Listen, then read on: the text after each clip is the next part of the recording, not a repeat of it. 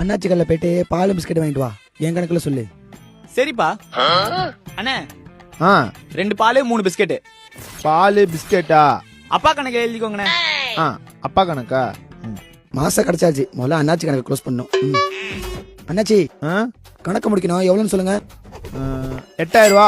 அண்ணாச்சி உங்க வீட்டு கணக்கு கேட்கல, என் கணக்கு எவ்வளவுன்னு சொல்லுங்க. உன் கணக்கு தான் 8000 ரூபா.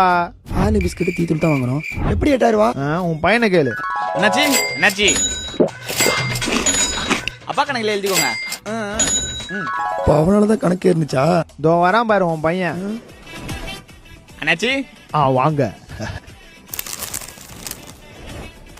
அண்ணாச்சி அப்பா கணக்குல எழுதிக்கோங்க. எந்த பாப்பா? இந்த அப்பாவா? பா இன்னைக்கு செத்தடா என் கையில. ஐயோ அவ்வளவுதான், நம்மள முடிச்சு விட்டீங்க போங்க.